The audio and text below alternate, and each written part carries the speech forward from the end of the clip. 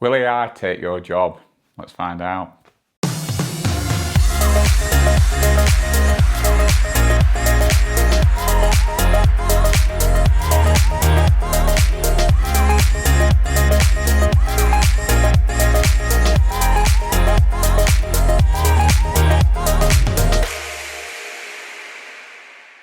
I saw this post online recently, which really made me think. It's a post from Martin Lewis, who's like a money saving expert guy, telling you how to all save money and things.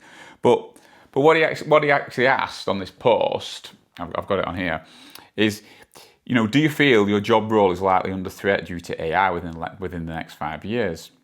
And if you vote yes, please reply. So, do you feel your job role is likely under threat due to AI within the next 5 years? And the vast majority of people, 53%, said not at all. His audience isn't going to be IT people or tech people or anything like that. But it's interesting that 53% of people don't think that AI is going to take their jobs in the next 5 years. Are they right, or are they just delusional? And the reality is if you've asked yourself, will AI take my job? The answer is probably yes. It doesn't matter who I when I'm talking about AI. If I ask them about AI, and I ask them, would your job be at threat?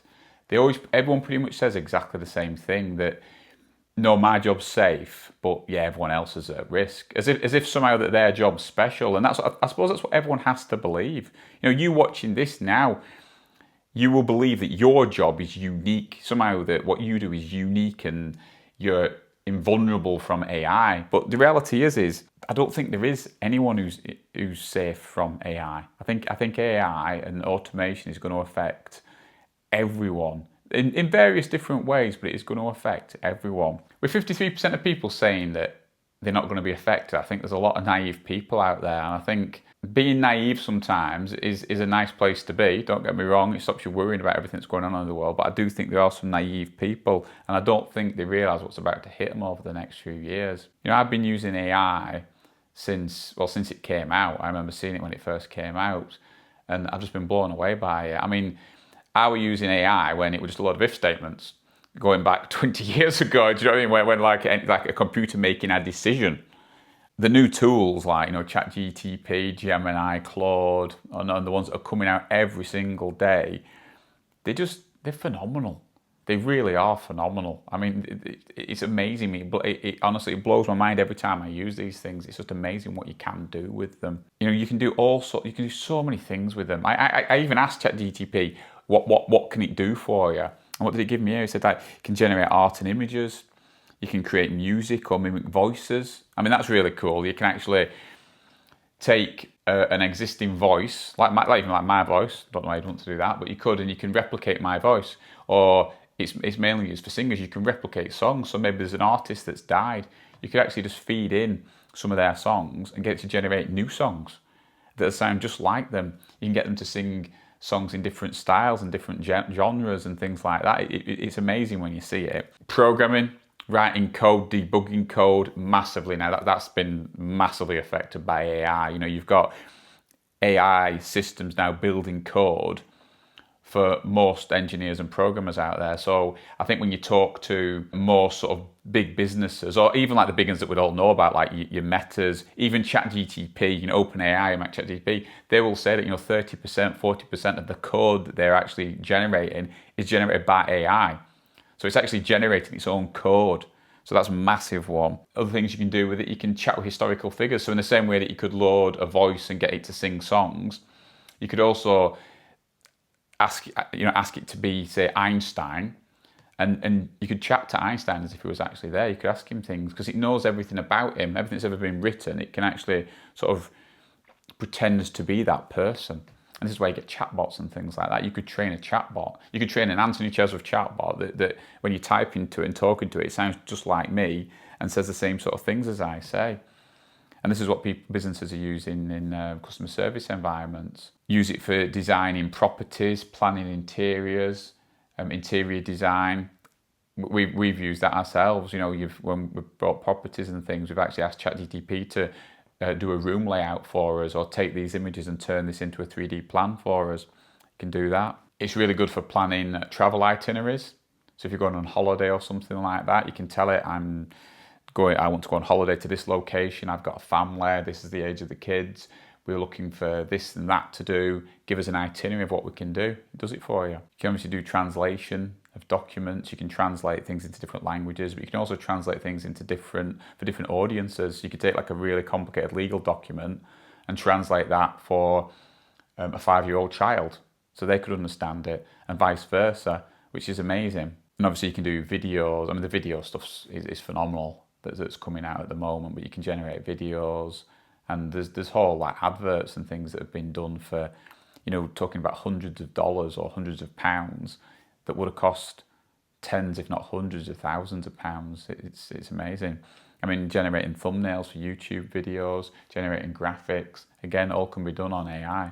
When I first saw AI, it felt the same way to me as when I first started seeing the internet, and when you could develop software that ran through the web browser, which is what I did with one of my previous businesses. It felt like that. It's like such an opportunity here for businesses, for helping people, and for building a profitable business as well, because there's so many opportunities that it actually presents to you. So one of my early ideas was a business called Content Colin, which basically uses AI to create a social media marketing person called Content Colin, unsurprisingly. And literally this business that we've built, you literally give it your website address, it will then build a massive database up of everything about your business. You know, it indexes your website, it looks at all your previous social media, it looks at your industry, your competitors, what's going on in the news that might be related to you. And once it's built this profile up of your business, it uses AI to actually analyze that data and then generate social media content that's all posted automatically. You don't have to do nothing. It's all posted automatically that matches your tone of your voice, your brand style. If it's doing graphics, it'll match the colors of your brand. It'll match the style of your previous images. It's amazing. And it's using AI to do that. And that's just something that we've built over the past sort of 12 months or so. And we're getting tens and tens and tens of people every single day signing up for this and using it. And it's all fully automated. So it's AI doing a role that a human being would have done at one point. And the beauty of it, of course, is because it's all automated, you've got no employment hassle, you've got no national insurance hikes, you've got no tax issues, you've got no sick days, you've got none of that. It's all fully automated, which is the issue that people are going to start to face.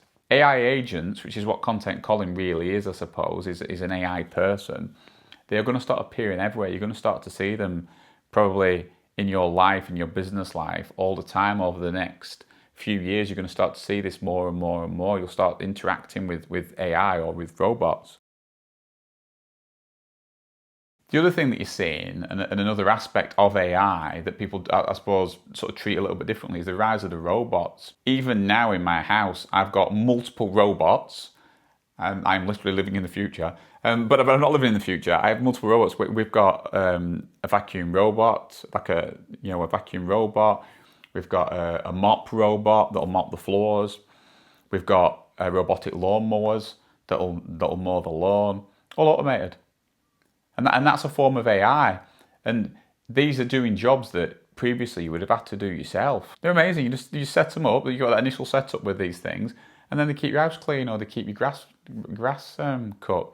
They're amazing. And you're seeing this even in business and stuff, so like farming and things. You've got automated harvesters, automated machinery to do all this sort of stuff. And you're also seeing it in things like automated cars. I think we've all seen videos of like Teslas driving themselves, or the Waymo cars in San Francisco, where if you go to San Francisco, you can see these cars are driving around. They literally pick people up. They get an app on your phone, and they will come and pick you up and take you to where you want to go with no driver in the car. It's fully automated. And this is happening, and you're seeing this all over the place, and it's happening now. This isn't some sort of sci-fi futuristic thing. It is happening now. And the scary thing is, for a lot of people, is I think driving as a job is one of the biggest employers in the world. You know, more people do driving and logistics than anything else. What's going to happen when that's fully automated with AI? What is actually going to happen to all these people that did those roles? People can say this stuff isn't going to happen, but it literally is happening now. Yes, it's took a long time, especially the driving, because it's got to account for everyone else on the road. But you think of areas where there's less obstacles, I suppose, or pedestrians or other cars to hit. You think shipping, you could literally now you could get a tanker leaving, or a shipping container leaving China, and then using AI and automation, it could literally just set off. And you could, I suppose, have crew just to take it out of the harbour. It could then set off, go around Africa, and then as it's coming into the Med, people get back onto it to dock it up. But the reality is it can probably dock and park itself better than humans can anyway. And it's safer. The biggest cost for all businesses is people, and especially in shipping and things, because it's dangerous. Whereas if it's all automated, it can be running 24/7. Again, no employment hassle, and this is the way it's going to go. We're starting to see it. You're going to see it all over the place. In China, they have fully automated ports. Again, using AI and robotics, where literally a ship comes in and it's all automated of loading and unloading containers. And this technology exists now and it's being used around the world. Probably if you're watching this and you're in a Western country like America, I know a lot of people who watch these videos are in America and in the UK, but in America in particular, and I imagine Europe as well actually, because let's not forget, unions. I'm talking about unions here and people resisting. This is like the fighting off the robots. There's so many things that can be automated, such as ports, but the unions are fighting against this for obvious reasons, because it's going to take their jobs. Obviously, it's going to take their jobs. But by fighting it, they're actually giving China a competitive advantage because they've got automated ports, whereas the US doesn't. And they've been fighting against this. And I totally understand why. The same thing happens in the UK with things like trains. Trains should be fully automated. And they are in many places around the world. But train drivers and people who are involved in that obviously go on strike, they protest, and they fight to make sure they maintain their jobs, which I totally get. I totally get it. But you're sort of fighting against a tide or something that's coming towards you that you're not going to stop. Yes, you can try to delay this stuff, but it's going to happen. You're going to have automated trains, planes, boats, cars. It's happening. In the same way that you've got your automated vacuums and your automated lawnmowers. I think people always used to think that technology, being involved in technology, you're always fairly safe from this sort of stuff. But actually, it's people in tech that have been hit probably the hardest. You're getting, like I spoke about earlier, programmers now using AI to generate the code. You don't need help desk people the same anymore because AI can help you do stuff. It can do it for you. And even like with marketing, digital marketing, you can use AI to create your adverts. You can use AI to tell you what you need to be marketing at. And Meta, I was reading a thing only the other day, Meta are going to start using AI to generate your whole campaigns. And so Google will be doing the same thing as well. So literally, again, a bit like the content calling thing, where you just give it your website address and it generates your social media content. It's going to be a case of you give it your website address on Google or on Meta, and it will just create your full advertising campaign, all automatically for you. The other people that you would have thought were fairly safe in this world, and one of the comments I often get, well, these people are safe, those people are safe, white collar type jobs. So doctors, let's talk about doctors. Doctors, again, of course, doing surgery and things like that and getting their hands dirty, that requires automation in terms of machinery and stuff, and they think they're safe. But the reality is that there are machines and robots now that can do surgery fully automatically, whether it's laser eye surgery, whether it's open heart surgery, or where they do like they go in through your arm and things like that, fully automatic. That exists now, and that's coming, and that will get better and better and better until it's actually safer than humans. And so you're going to end up in a situation where do you want this operation carried out by a person or by a machine? And even when you have laser eye surgery, I had laser eye surgery years ago, like 10, 15 years ago. And I remember at the time, one of the options were, do you want your eye cut by a human with a knife, or do you want this machine with a laser to do it for you? So I want the machine with the laser to do it for me. I don't want someone coming at me with a bloody scalpel in my eye, do I? And they're the sort of questions that people are going to get asked. And it's going to be interesting when people start to realize that the AI and the technology is actually safer and better than the human beings. Do you want a human pilot to fly your plane who could have had a bad day, they could have been drinking, they could be ill, or do you want the autopilot to do the whole thing for you? And initially it sounds scary, but over time you'd start to realize actually, yeah, the AI is way better and way safer. So I'll let that do it, please. Just going back to doctors, when you go and see a doctor or a GP, quite often they will turn onto the computer and go and search Google to work out what it is that's up with you. AI can do all that instantly there and then. So I think you're going to start seeing doctors using AI tools just to help them. But even you as a potential patient, you can use AI now to help you. Now, of course, it's the Dr. Google thing.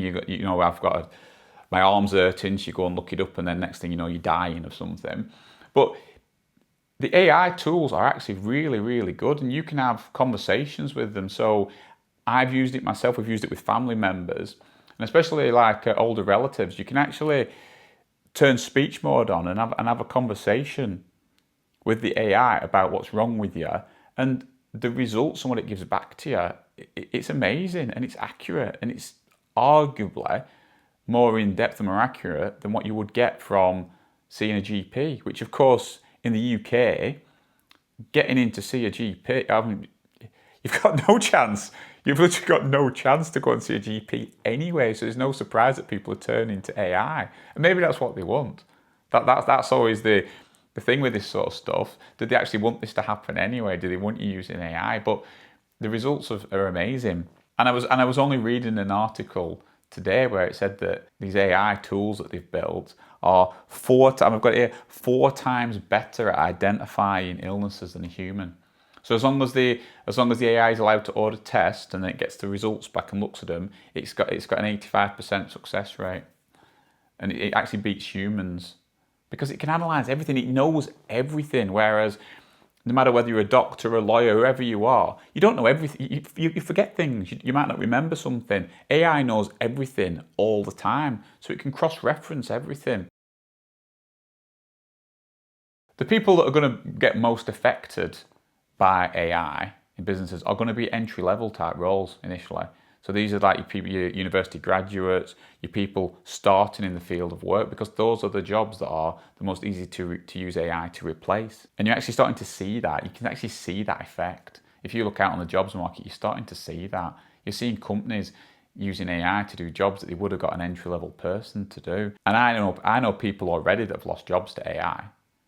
And maybe you watching this probably do, or if you don't, you probably will start to see that happening over the next few years. More people that you'll hear about didn't get that job, or they lost the job because the company went to automation or they went to AI. And it doesn't help in the UK that we have a government that seems hell-bent on doing everything they possibly can to encourage businesses not to employ people, not to take a chance on people. It's only going to fuel more uptake of AI and automation. And it really is a shame, in this day and age where you're seeing this big threat to jobs from all this technology. You've got the government at the exact same time doing everything they can to discourage companies to employ people. So whether that's hiking national insurance, increasing taxes, increasing regulations, increasing the burdens on employing people. If you're going to employ someone, but you can't actually, if they're no good, you can't get rid of them. Or when you employ them, you've got to pay them, tens and tens of thousands of pounds when you want to try to take a chance on someone and give them an opportunity. You're not going to bother. And that's what you're seeing now. You're seeing companies using AI or offshoring. I mean, at the end of the day, you tax things that you want to reduce. I don't want to get political on here, although, I like my politics. You tax things that you want to reduce. So if you want to reduce alcohol or smoking or traveling, you might tax those things. But you don't want to tax jobs, employment and growth. Yet that's exactly what the government's doing. It's madness. It literally is madness. And that's what they're doing. And if you tax something, you'll get less of it. So why would we want less growth, less employment, less jobs? It's madness. You can't talk about AI taking everyone's jobs without saying, we've heard all this before. Like when spreadsheets came out, everyone said accountants, that's it, accountants are out of business. You don't no longer be an accountant, everyone's got spreadsheets now or accountancy software. And of course that didn't happen. There's probably more people working in accountancy and finance now than there ever was. The spreadsheet actually created jobs. It actually created more opportunities for people. And the same thing could be true, and probably will be true for AI. Although it will destroy jobs in certain areas, it will also create jobs and certain opportunities as well. Well, the people most at risk are the mediocre people, the average rubbish people. They're most at risk. If you think like the 80-20 rule, 80% of people are probably very average and very mediocre at the roles, whereas 20% are actually very, very good. It's those people, the mediocre people, that are most at risk. I mean, I always used to say, when I used to do my talks and things, 3 out of 4 people hate what they do. They don't enjoy the job, they hate it. And because of that, those people never practice it, they never get good at it, and they're just average. Now, the world needs average, mediocre people to do a lot of roles, it does, but those same people are the ones that are most at risk. So if you are the world's best, writer, you're the world's best writer, amazing at coming up with stories or doing copywriting, you're in that top 20%, you're probably fairly safe at the moment.